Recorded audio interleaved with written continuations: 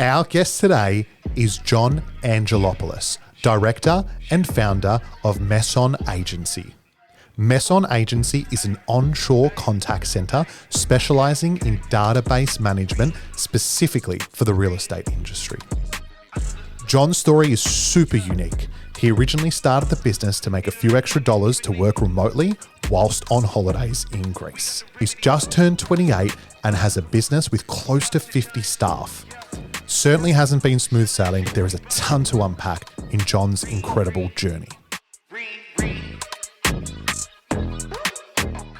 Welcome to The Leap, a business journeys podcast where we dive deep into the journey of business owners to learn from their successes and failures.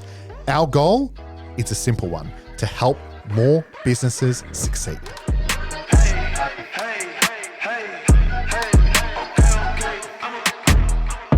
John, welcome to the podcast, mate. Thanks for coming on. How are you? Of course. Good, yourself? Mate, busy. Good, and I good. know you are as well. I am. Love it, mate.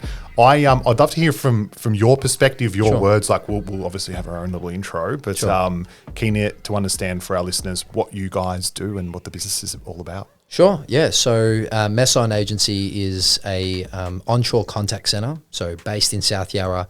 Every one of our staff members is in our office by design, and what we do is we do customer service calls and appointment setting and prospecting calls for real estate agents primarily, and a couple of other professional services which we're trying to expand on. So ultimately it's going through existing databases and calling their database to deliver customer service calls, nurture their database and prospect for new opportunities. Yeah, crazy. Yeah. And I remember the first time we met, I'm like, oh, this guy's like, I remember seeing a lot of your ads running. Yep. During COVID, towards the end of COVID, I think I saw a lot of the sponsored ads pop up. Yep. And I was like, this guy's pretty young and looks like he's doing big things. 27? I'm 27. 27. Yep. Been a bit, 28. 28? 28, sorry. I'm 28? 28. I keep forgetting. and been in business for how long now? For 5 years. This is heading into our 6th year now. That's in crazy. 2025. Yeah. Crazy to think like I started Yeah. at 27. That's right. Right. Well, yeah. Well, no, I started it back when I was 24 now, Yeah. 23 actually, Yeah. 23 years old. Yeah. Crazy, man. Yeah. But that for me, like I said to you the other day, Yeah. like that is super inspiring for people out there. That you've made it this far already, Yeah. and you've created a thriving business. Appreciate it. One thing we were talking about before, and I'm keen for you to take me back, because I think a lot of coming from migrant families, both Greek backgrounds. We've been talking a lot with other guests as well about sort of that migrant mentality, and a lot of my dad in particular, like he was a business owner. And that's what prompted me to. He was sort of who I looked up to. He was my inspiration for being a business owner. But they were like, go to uni, Yeah. stay in school, get a good job in the bank. Yeah. Talk me through what do you think shaped you and who you are today? Yeah, I mean, definitely that migrant mentality, but I get it. Like, I get it completely why they did that. At the time, I think when you're young and probably a bit of that stubbornness of every maybe young ethnic boy especially is that, your parents don't know any better, or you want to get into, half of us want it to be soccer players, for example, and we don't really get it. But if, you've come from countries where you had nothing, then you're coming to something where you still, might not be starting with much, but you got a lot more. You want to play everything the safest. And so I still think the same thing with uni. I mean, myself, I was doing a double degree in commerce and real estate as well. Is that stuff that I could potentially learn elsewhere? Yeah, but it's a safe bet. It's a little bit safer when I go and, hypothetically, if I didn't come up with a business, go and apply at a Deloitte or something like that. They're not really going to care how smart I am if I'm not even going to get through the door because I didn't have the piece of paper. So I get that mentality. It definitely shaped me both directly and indirectly, though.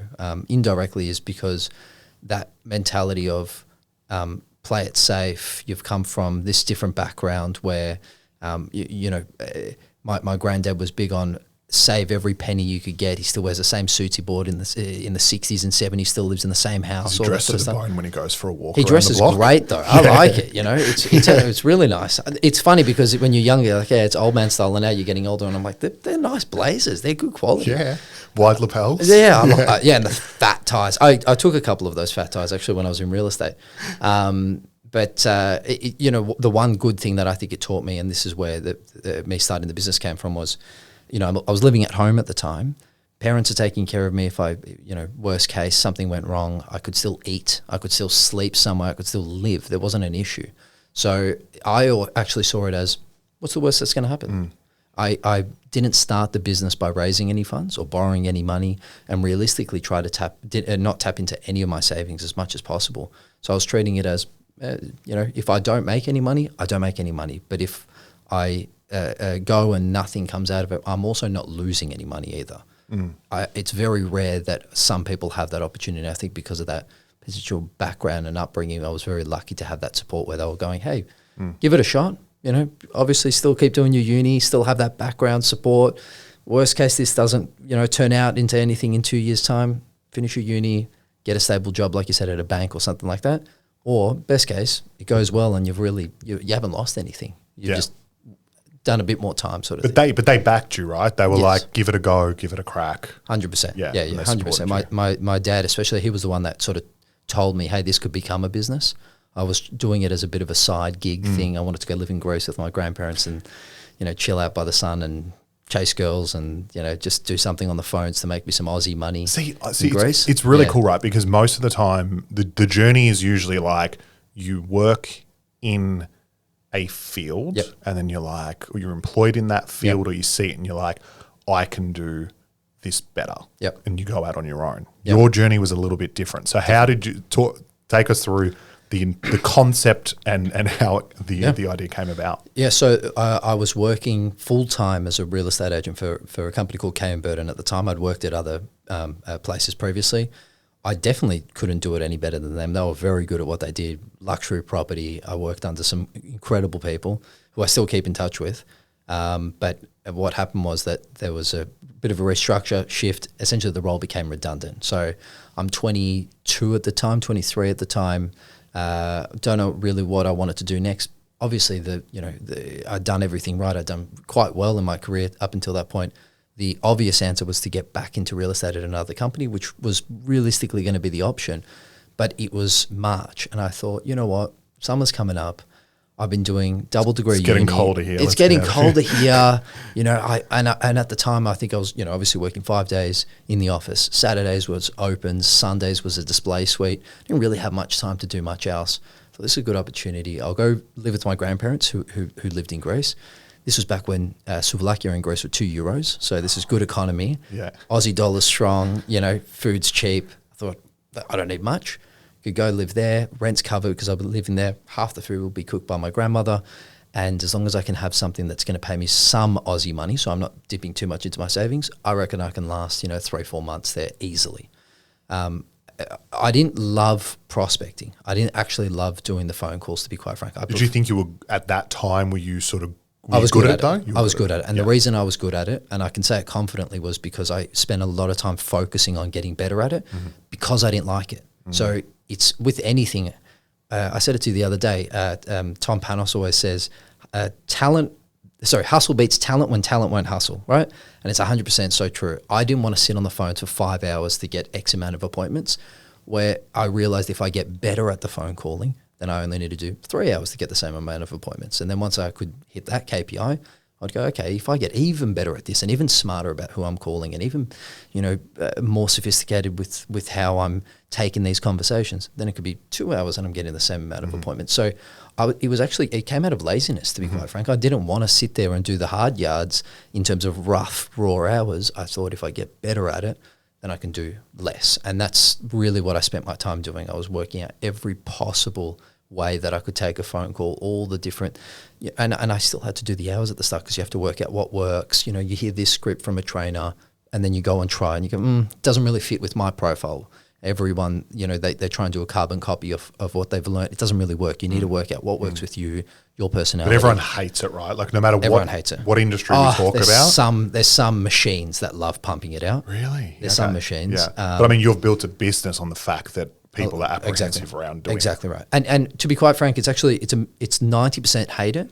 That 10% that do like doing it, it's also getting to the point where if you're really good at it, whether you like it or not, you just do it and you're going to get too busy to actually stay on the phone. So we don't just do it because some people hate the job. It's not just that. It's also because some people that might like it or have a good routine with it at least, appreciate it. Like like anything that you need to do in your life, just end up becoming so successful out of it that they're doing too many other appointments or running their business or negotiating or selling that they don't actually have time to sit down and do it. So it's time saving.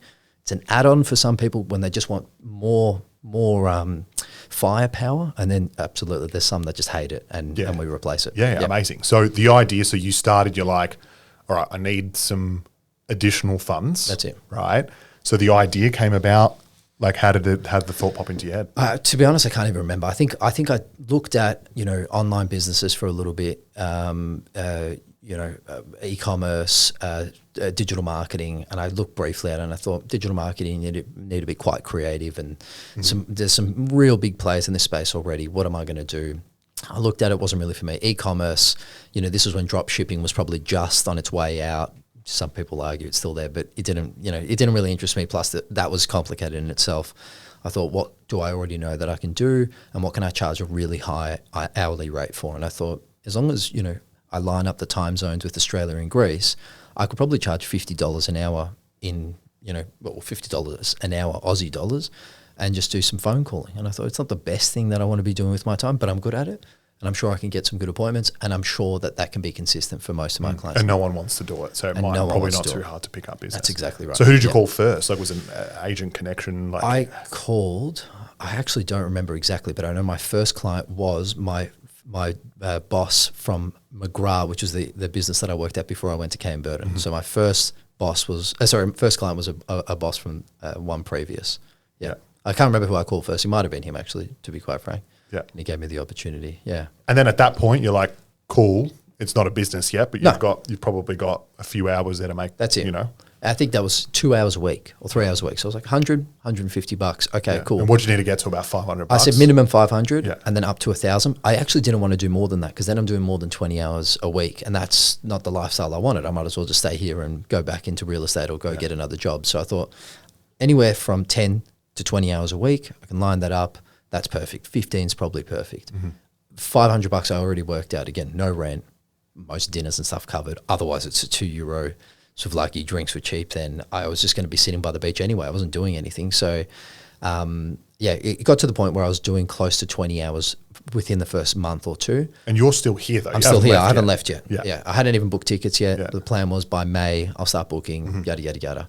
And Dad sort of tapped me on the shoulder and he went, look, he didn't like the whole concept that I was just going to go and bum around for 3 months, even though I was selling it to him as, it's a good way for me to do this double degree that I've been doing part-time. It will allow me to do it full-time. And he's going, yeah, but you're going to lose interest. You're going to probably, be going to islands and partying more than you'll do anything else. So he probably because he did see the opportunity, but probably also because he didn't want me to go and waste my time, said, hey, maybe there's a business here. So you filled up pretty quickly, like in a few months? Quite quickly, you were like... And definitely saw the potential as well. It wasn't like I was at 45 hours a week, unable to scratch my head or do anything else. But I think just from the responses I was getting, it was already incredibly positive, and that was from the small network I had of directors that I knew at the time. That was without cold calling. That was without anything.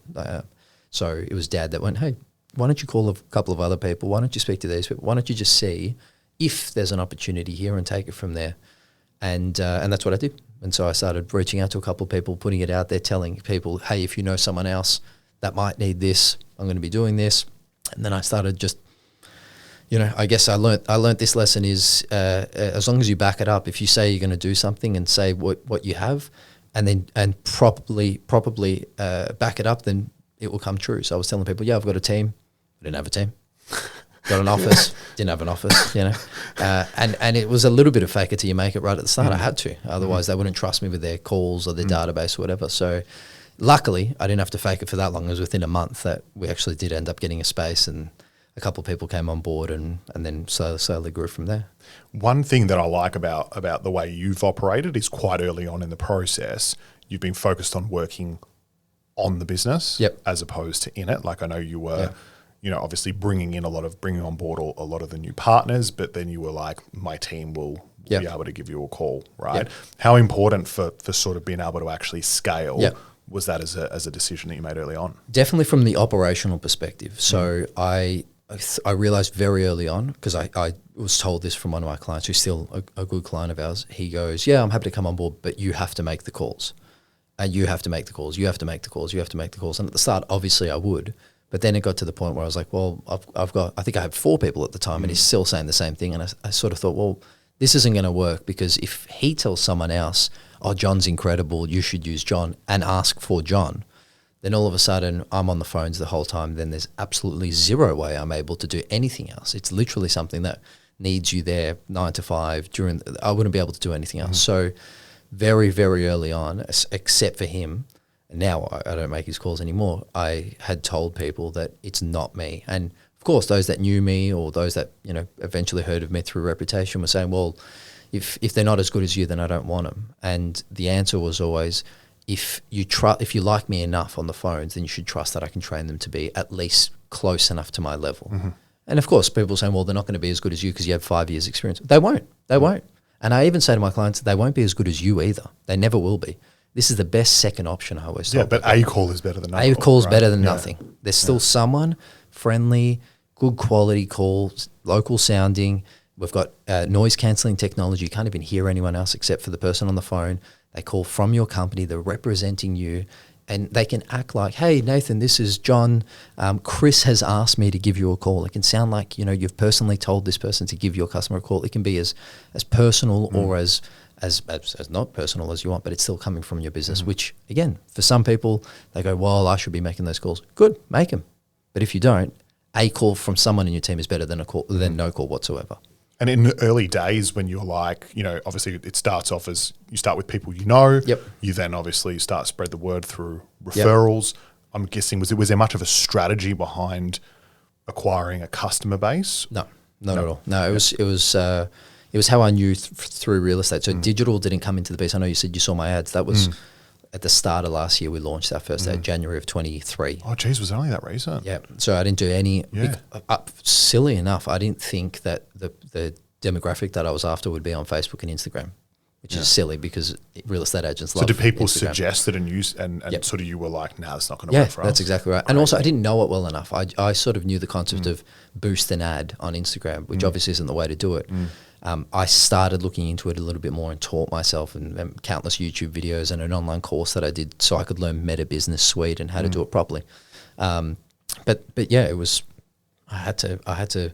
Does that learn kill you? I always look back. I'm like, God, I wish I knew that year one. Well, yes or no. You know what? I think we're exactly where we're meant to be right now because the systems, the processes, the training, everything that we have right now is incredible.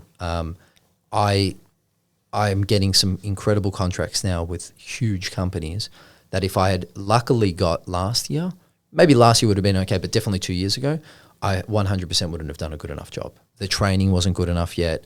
The systems, the back end. The biggest mistake I made in business was definitely not investing enough time in getting those up to speed quick enough. I think I was definitely, I know you said it's good that I was trying to work on the business instead of in the business, but I think I probably should have brought someone in to help me a lot earlier than I did. I was doing too much at once.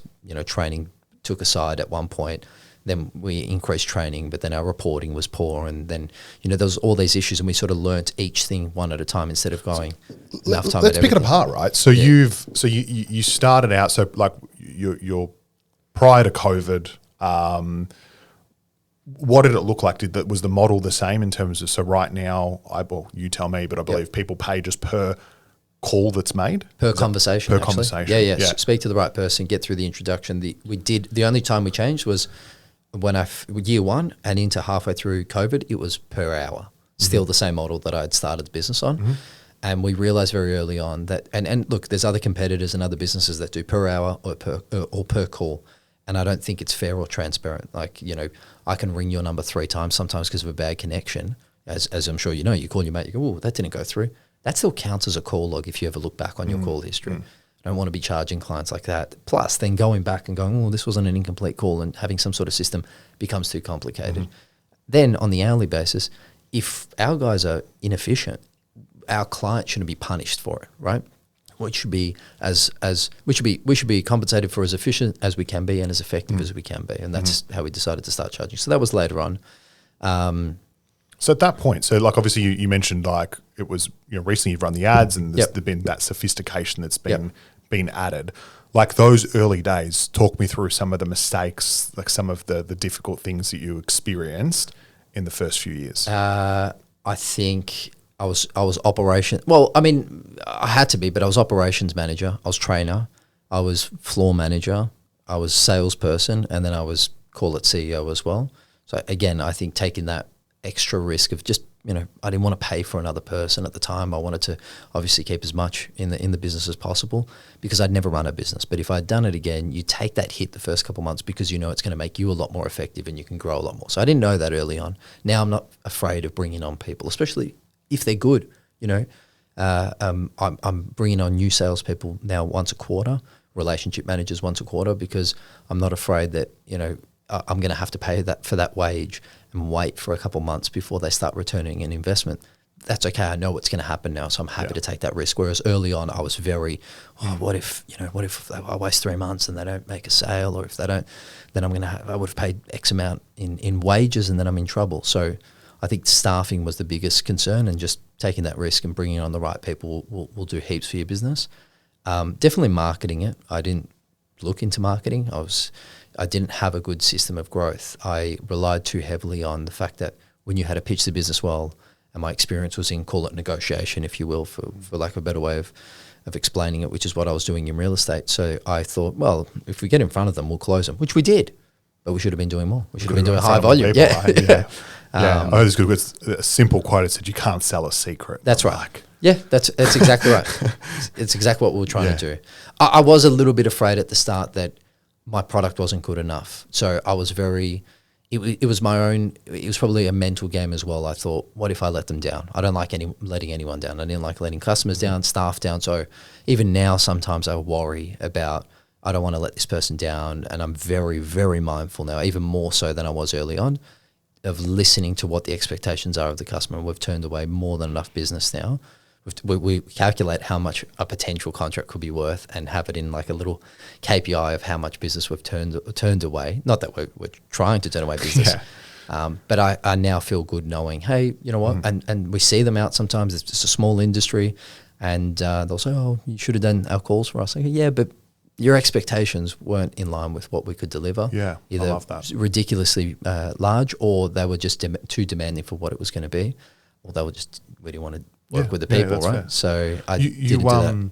You mentioned to me, and we're talking about like in the first few years, knowing your numbers. Yep. And we're talking about, running into issues with cash flow. Yes. And I feel like that was a really like good lesson. Yeah. Obviously you learned from it. Yep. Like walk us through that story at the start. You say old migrant mentality, but they used to walk around saying cash is king, and for some reason it went in one ear and out the other because I didn't think about that lesson, right? And I'd never had that experience of running a business or anything, and I had a massive contract. So this was 2019, started the business, end of the year, I get a huge contract, biggest paying one, and they had said, oh, we're going to do this massive 2-part bill. It's going to be $5,000 in month 1, $5,000 in month 2, $5,000 in month 3, $15,000 in total. I thought, that's perfect. On top of what else we're doing, that was really, at that time, a great amount. Had a couple guys working on it with me. Payday was meant to be the end of the month. I was meant to get paid in the middle of the first month. All of a sudden, refresh, not coming through. I'm thinking, this is strange. He hasn't paid me. And that feeling of, well, hang on, if he actually doesn't pay me, what am I meant to do here, right? End of the month comes. Luckily, obviously, still had enough that we could pay wages. Month 2 comes along. Now he's $5,000 in debt. Chasing him. Oh yeah, I'll do a bigger payment next month. And you're still doing the service. Still going, right? Again, stupidly for me, right? It got to the point where it got to 50. He paid one, and then he didn't pay the next month after. So essentially, there was about $10,000 in debt to me. But it got to the point where he didn't pay, and then someone else said, "I'll pay." It was December. I'll pay you after Christmas. Someone else said the same thing. So there's 3 people now plus this massive one of $10,000. And I'm looking at it and going, oh no, I've actually completely misjudged this because I hired all these people. I did all this sort of stuff. It was the wrong month to double down in expenses. I think I bought new computers and new desks and all that sort of stuff. All of a sudden I completely poorly managed my cash flow. How did it feel? Horrible, obviously. Yeah, horrible. I was like, oh no, I'm going to have to actually, first of all, I can't pay myself. Yeah. Second of all, I'm going to have to Because you, as a leader, right, you put on this front that you're like, shit's okay. Yeah, everything's good. I've got it covered. Yeah. Right. So that was horrible. It was shit. So I had to tell the guys, listen, just give me another couple of days, sorted it out, paid them. And then this is the Christmas period as well. No one's getting back to me in terms of payments and all that. So it was like a whole month around that holiday period where luckily I got the guys paid, but then nothing's coming into the bank account. No one wants to get restarted. It was meant to be business shutdown period anyway. And I'm thinking this is the worst thing ever. Had to go through a whole legal process to get that 10 grand guy to pay. The others paid, obviously. They had just paused over the Christmas period. And then from then on I went, okay, we're doing this prepaid now. We're not doing post. I'm not taking chances. I trusted the guy at the time, but now it's, there's no trust in business. So, mate, but you learned from that lesson. So now it's up front. And that was early on with 2 people I had to pay, not 50 people now. It's completely different. Yeah. What do you think's been like when we talk about these periods of growth, right? Yep. Like I look at where you're at now, where you were, like where was the point where you're like, I think we're on here. You know what I mean? Was there confidence early on? Like when did you feel like you're like, this could really grow and scale? Or do you even believe it to this day that it is where it's at? I probably do now. I didn't for a long time. I probably do now. I have a lot more confidence. I do. I know that it's definitely the best option for a lot of businesses right now. And again, we primarily focus on real estate, but we're already expanding into others. And I know there's other businesses as well like us that aren't dedicated in the real estate space that are massive. You're talking, say, car dealerships use heaps of companies like us to do all their service bookings, car sale day bookings, appointment setting. There's huge companies. So I know just looking at other businesses, it's going to be something. In regards to our niche, in regards to real estate, it was right after COVID. The original concept I had was that, well, if you don't want to have, and again, I came from businesses where they had thousands of square meters of floor space with 5 people doing a job that realistically one person could probably do, or realistically they didn't need to be in there full time, but they're paying for the desk, they're paying for the floor. And again, this is obviously the big work from home issue right now.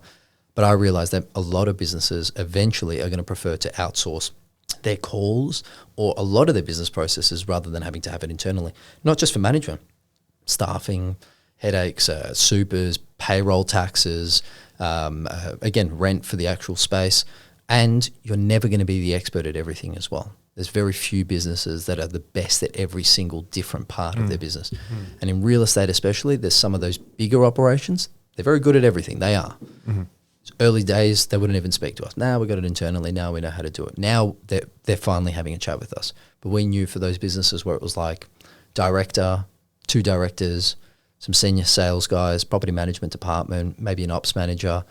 There's no way they can be expert negotiators, expert auctioneers, expert property managers, expert bookkeepers, expert callers.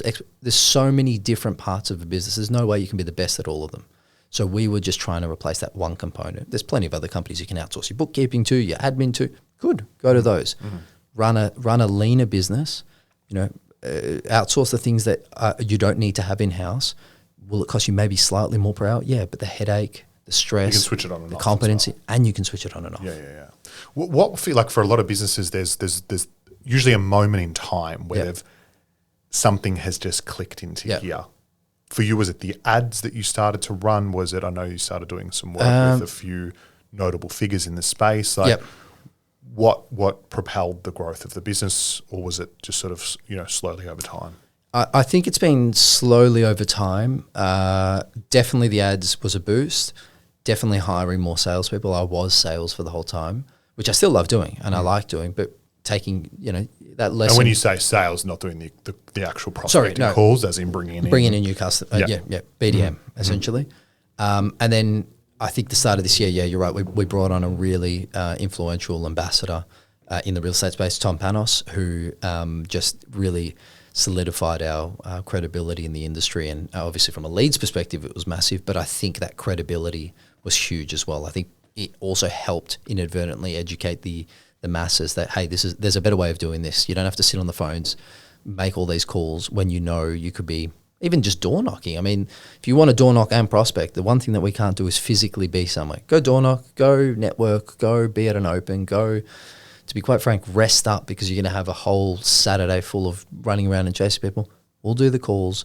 If you happen to also do calls as well, it's a double whammy. There's no harm, no foul. Because you're using their data, right? can. All you're doing is that primarily what it is? You're Yes. using their data, Yep. their backbook, checking in with them, Yes. touching base on behalf of them. Yeah, I mean, we saw with a lot of businesses, and especially the bigger ones, this is massive, but a lot of businesses had 10 years worth of people that came through open homes. I mean, I always ask people this question. I mean, you've obviously gone and got your own home as well. How many agents call you back? And once they've called you back, maybe for that specific property, how many keep in touch with you once a year? It's a low-hanging fruit, right? It's low-hanging fruit. They know that you're in the market looking for a property. The one that you buy it off might stay in touch with you. But there's absolutely no reason why when you went through someone else's open, you asked them about what that property was worth and you didn't end up buying it. Why shouldn't they keep in touch with you once a month, once a quarter, once a year, just to see how you're doing? Because one day you will probably sell that house again, or at the bare minimum, you'll buy something else again. They just don't want to play the long game. They don't care to. But long story short is massive databases ripe for the prospecting.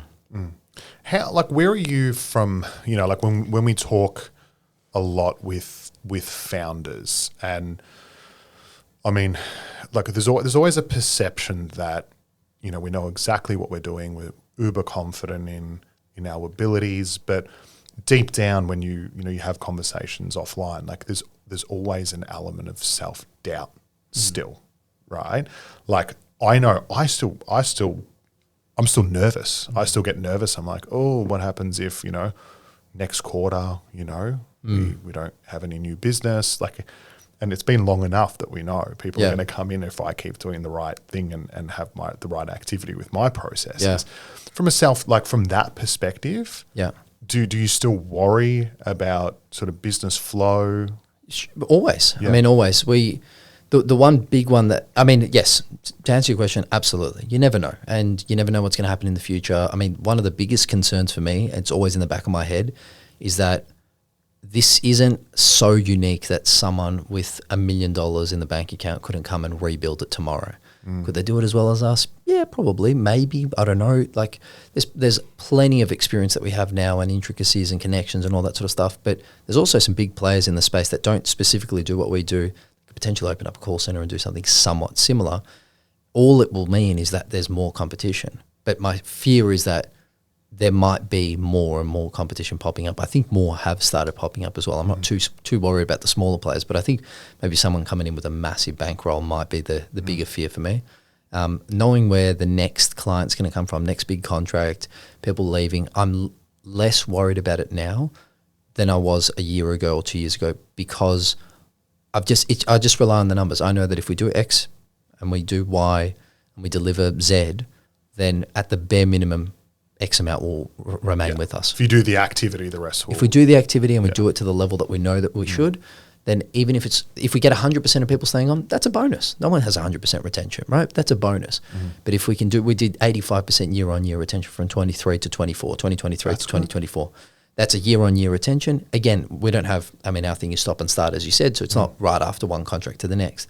The year ends, next year, do you want to get started again? Yeah, we'll get started in March. They're coming back year on year. So we know we're doing something right, and I'm becoming less worried about that. What are the things like, are there any other things that like keep you up at night? Yeah, of course. I mean, just, I think it's probably the fear, the biggest one for me is that, I have massive goals and I have massive aspirations, and it's actually the fear of not reaching them. I'm not worried that I haven't done it yet, and I'm not worried that it's not now. I don't think it'll be now, and I don't think it'll be tomorrow. But in my head, I see myself, I do that Matthew McConaughey speech, 10 years' time having a chat with myself, 10 years' time having a chat with myself. And I worry that the chat that I'm having in my head with my 38-year-old self won't come to fruition.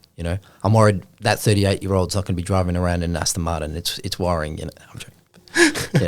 But I mean, like, I don't know too many people that have found success that don't really hold themselves accountable to, a plan. That's right. Or to goals. Yeah. So yeah, that makes total sense. What about, like, one thing I'm interested to know, because you've been through that journey of, being on your own for a little bit, and it took you, like, there was probably a 2-year period before you had staff. Yep. Correct, right? No, well, we had some callers, but definitely no operational stuff. Yeah, but there was like the first the first year you basically it was just yourself. Less, first 6 months. First 6 months. By the first 6 months, I started having some callers. Yeah. Yeah. How long did it take you to get to like 10? Maybe a year and a half, I'd say. Yeah. Yep. What do you think's harder, that first stage of going from like 0 to 10, or the latter stage, like where you're at now and growing from here? Definitely the earlier stage, I think. And again, it's the whole you worrying too much about the people that you're bringing on and not have. I didn't want to have the culture of if someone doesn't perform, we'll get rid of them. But depending on the role, sometimes you need to have that. You have very, very strict rules, very strict KPIs. If someone doesn't seem to reach them for one reason or another, you do your process. Here's a way to fix it. Here's a plan to improve. And if it doesn't happen, then at the end of the day, you're running a business. So now I'm a lot more comfortable with hiring and bringing new people on board. Our training process is a lot better. Our speed to competency is significantly better. So the earlier stages, it was, I don't know if I want to bring someone on board as well, and my business doesn't have any clients, I've sort of promised this person, even though they were casual earlier on, but I've promised this person X amount of hours to some degree, even though it's not a legal minimum.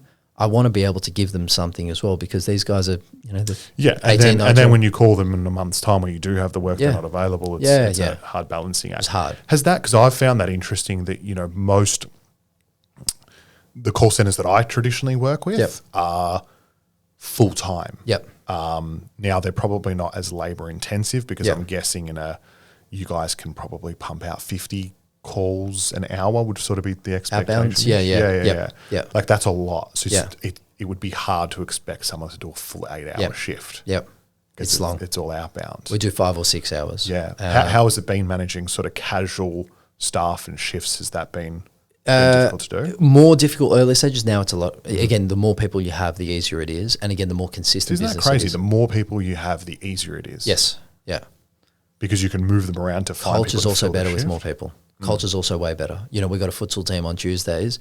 We've got 12 people signed up to it, and sometimes we don't even get 5 there. But when we do get 5 there, it's so much fun, and we're really bonding as a team. We now take lunches at the exact same time, everyone together. We used to have it, sort of take your lunch around your own schedule. Now it's everyone together, chat together. It's almost forced recess like at high school, and it seems to be significantly better because it's just more people, more energy, more of a vibe, right?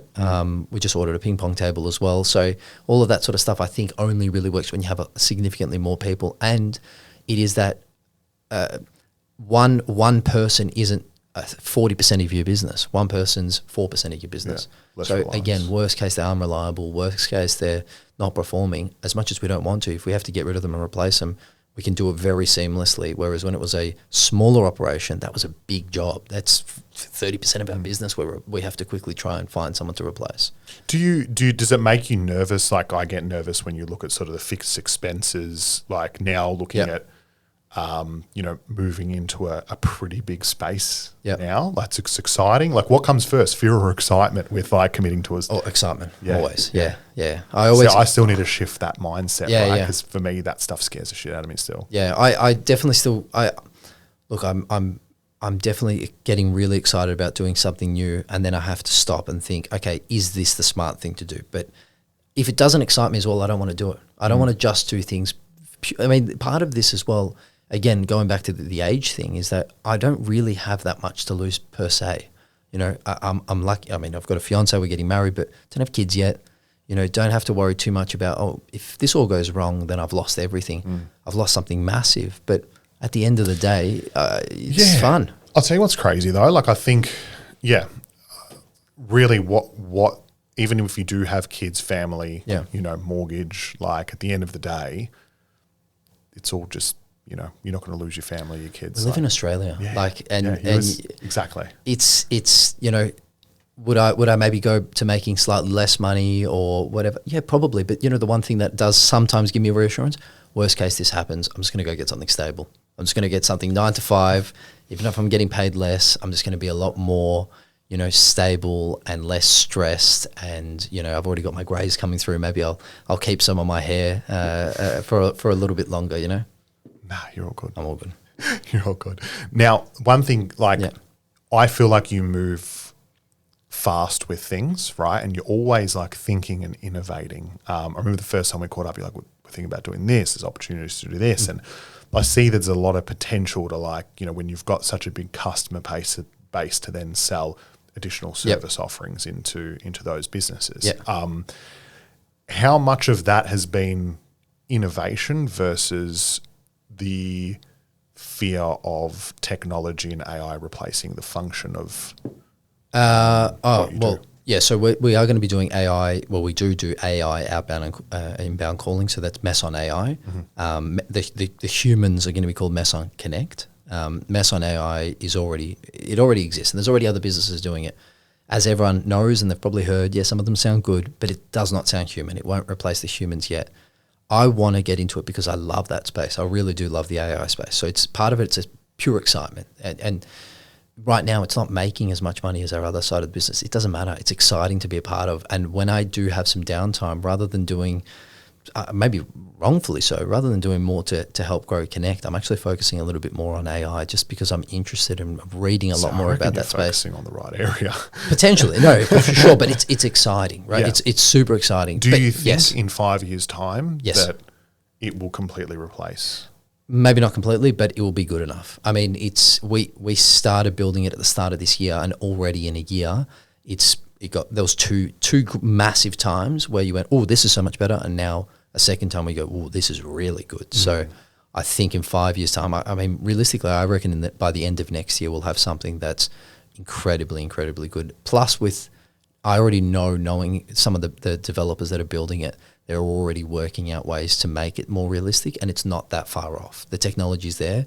It's not like they're waiting for some supercomputer to be built. It's actually more working out the programming and maybe having that next update for most of these, LLM models. So it's there. It's going to be good enough. The then question becomes data security. The then question becomes, I guess the customer's acceptance of AI. So that's a completely different story. The technology will be there. Maybe like when the internet came around and it was there and you could email, and then people were still sending letters for ages and faxing for ages. I think the customers, the public, time of acceptance. Because you to become indistinguishable, I'm not sure, but to become good enough that it can do 90% of tasks that a call center does within a year, a year and a half at most. I think it's good enough, especially already for inbound. It's more than good enough. Outbound, slightly different. Yeah. I mean, I've like done demos and I've been highly critical, being like, that's so far off for me and what I do to have an initial discovery call with a candidate to find what's important to them. But I guess if it was a quick, more of a transactional call or a customer service call to be like, what are you looking for? Like in terms of something really simple, it would absolutely work. Yeah, like that's the point. You can use it now. And again, I'm just hypothetically thinking for your industry, you could have call here to see if we have, a right fit for you. They can call and it's, hey, this is John, Nathan's AI assistant from Ethos 360. How can I help you? Oh yeah, I'm looking to apply for a job. Sure. Tell me a bit about what you're looking for. And it's the exact same thing. It's just a voice form. That's all it is. A voice form. Yeah. It's a little bit nicer, but you're right. You're not going to have that personal touch to it. That should then come from you after, but at least you can maybe, extract information in a more natural way than a form, because they could go, I'm looking to get into something more, they might have written on a form, looking to get into something more exciting. That doesn't mean anything, whereas the AI might have the logic to try and pull it a little bit more out and go, what do you mean by exciting? And sort of build on that, which a form wouldn't be able to do itself. Yeah, interesting. From, you mentioned sort of, goals, right? 10 years time, looking back, what would leave you feeling disappointed? I mean, there's some massive financial goals that are less important now that are super important by that age. So 10 years time, I think, we're the leader in our small niche, and I think losing that to someone else would also be disappointing. So I think holding that lead and really just doubling down on that lead. I'd like to really. We're ultimately helping people manage their databases, and as you said, we're adding new services to help people that are not just wanting calls, but to actually grow, maintain, manage, nurture their database in the right way. So I think if we don't manage to shift ourselves to growing into that, if in 10 years' time people are going, oh, Meson's a call center still, as opposed to Meson has a call center, but they're a database management company, I'd probably be a little bit disappointed as well that I didn't manage to grow that to where I wanted it to be. What don't people see? Like, what sort of things have you had to sacrifice, to be where you are today?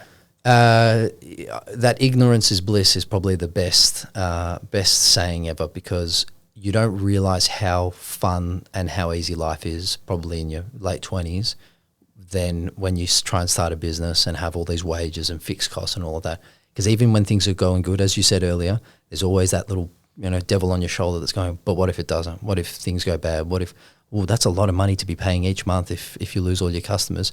And it's always there, no matter how much you put it out of your mind, you're always thinking about that stuff. So that stress, and stress isn't always the right word. It's not a negative stress, but that weight on your shoulders is always there, no matter what. So the weight on your shoulders is always there.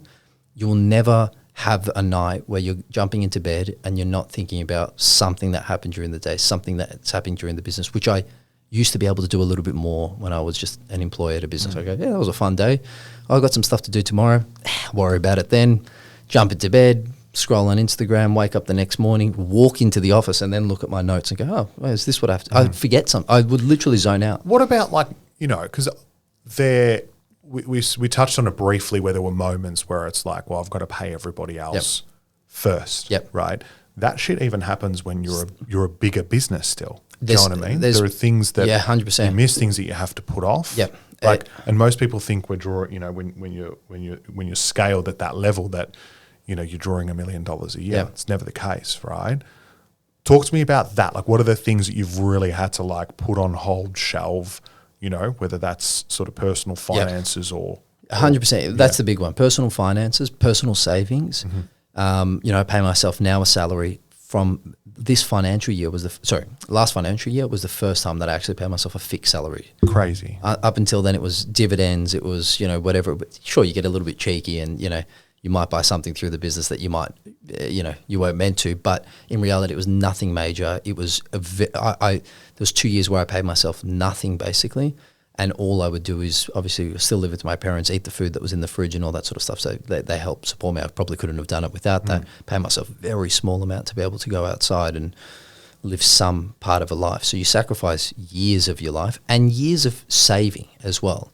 The other thing that, people don't realize is if I stayed in a stable job, any job that has a reasonable progression plan, could have been at X this year, Y the next year, blah, blah. So you haven't just lost income, you've lost the years of experience earning and the years of promotion earning, that even if I was to hypothetically shut down the business and get back into a full-time gig somewhere, I'm starting from potentially graduate level, right? Yeah. So I'll be 35 by the time I'm at the stage I could have been at 28. But it's definitely that one. I mean, even now there's still times where, I pay myself that fixed wage because it's a logical, smart thing to do. My accountant's telling me, but there's times where I go, I don't need that much right now. I've done actually pretty good the last month. I didn't spend that much.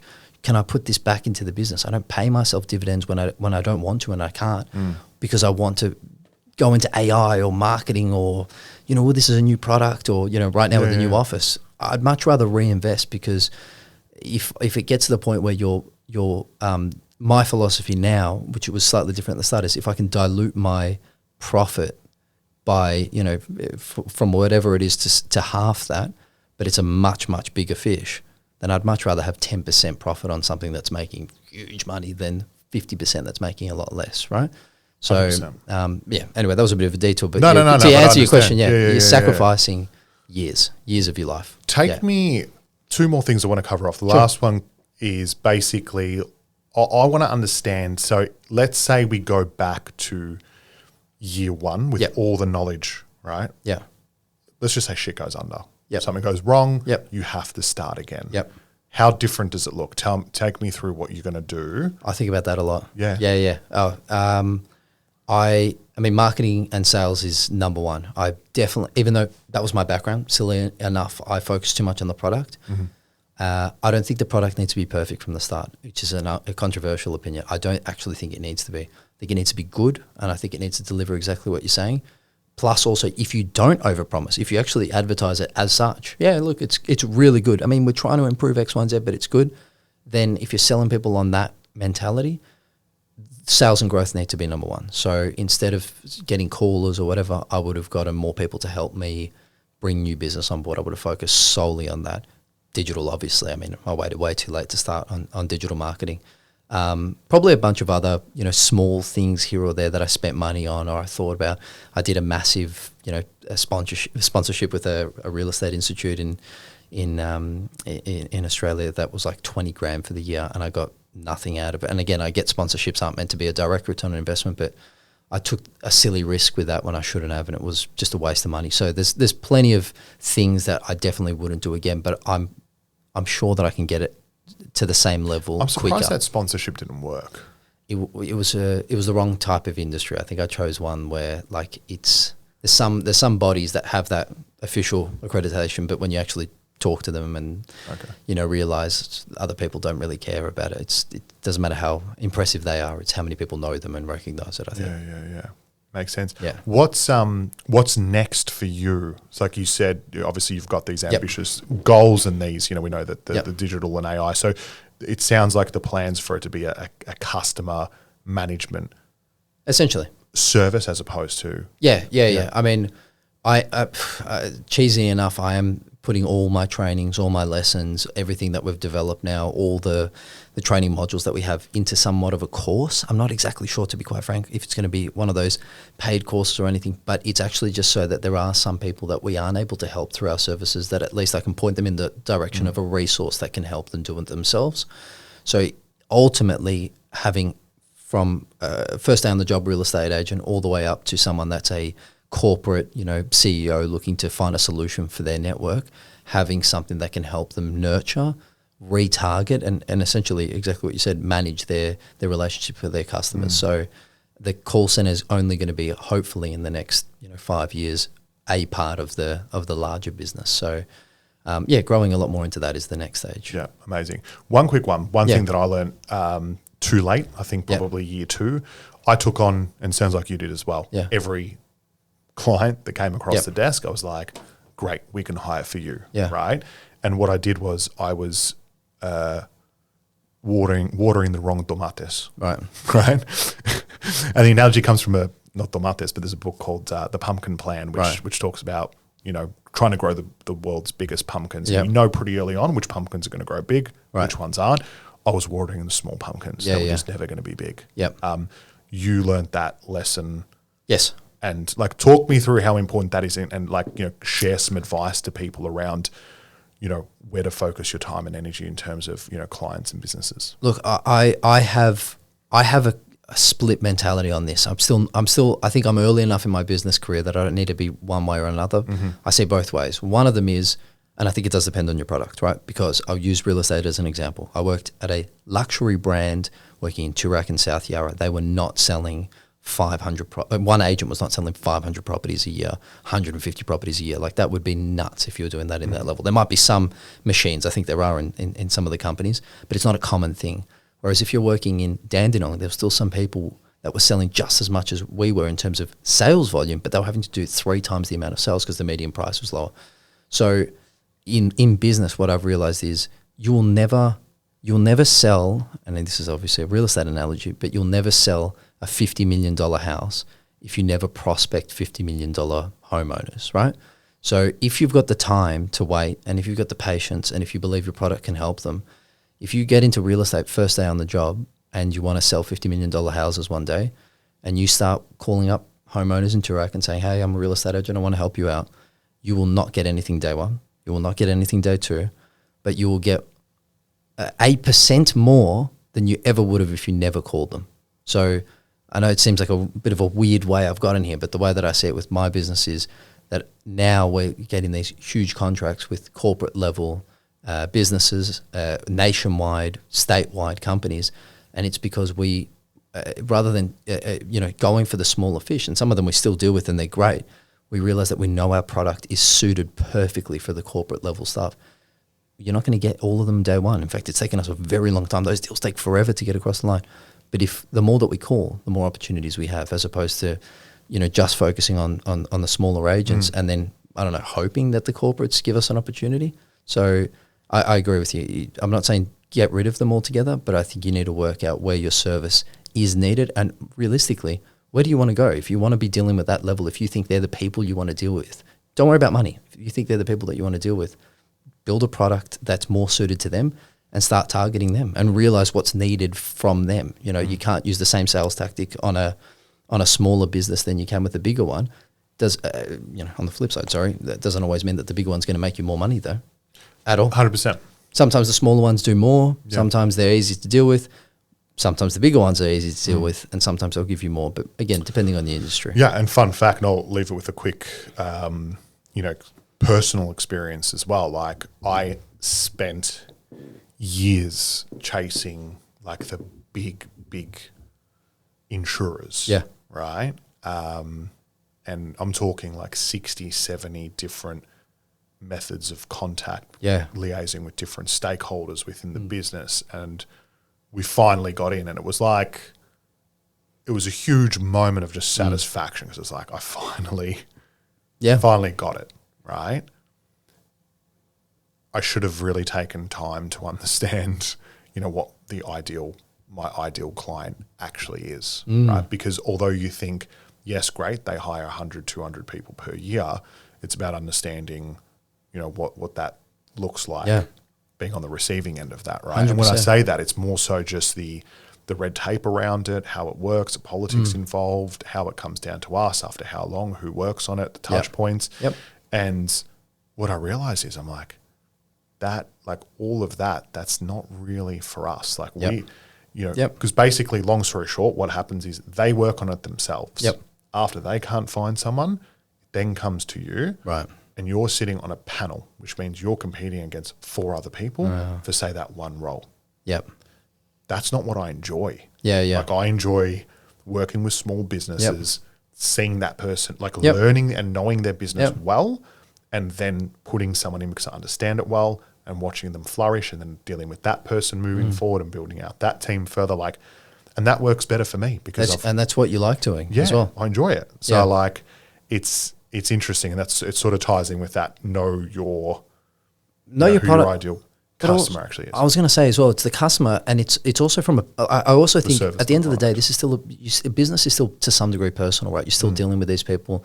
And I know you're incredible at this, but you get to know them personally. You end up becoming, to some degree, friends. In fact, most times friends with the people. I also think if as much money as you want to make, if you're not actually liking who you're dealing with, if you're going, I'm making so much money, but all my clients are dickheads and I hate them and I hate dealing with them, and you actually won't enjoy what you're doing. And if it means that, you're not doing the top tier, you go one tier down, you'll end up making more money because you'll like dealing with them more. They'll like spending more money with you. They'll probably trust you with more of their friends, and that will actually be better for you. So again, there's nothing wrong with that, but I think you got to work out not only what your product is used for and how to sell it to the right people, but if you want to play with those people, you got to make sure that you actually like dealing with them as well. You don't want to, if you don't like going to boozy dinners, for example, you're not going to, be doing investment banking clients, right? If you don't like playing golf, if you can't play golf, I started learning to play golf just for this as well. Then you're probably not going to get a whole bunch of real estate agents, right? So you need to, you need to work out who you want to play with as well, who you want to do business with as well. Love it, mate. And that's a good point to finish on as well. So appreciate you coming on. Excited for this new chapter. And again, I've said it to you like 10 times, but it's an incredible accomplishment to be at your age, scaled this business, and I love that you're still really open about, I've got so much to learn, and for sure. But you're doing a really incredible job, mate. Appreciate so congratulations again. Thank you for having me. Appreciate it. Cheers. Thanks for listening to The Leap. If you enjoyed this episode, give us a follow, or even better, share it with someone who you think will get value out of it. Big thanks to our main sponsor, Ethos 360 Recruitment. It was actually just us sponsoring ourselves. This podcast has been produced by The Content Engine. We got the remedy. College at Giants. Selling the streets.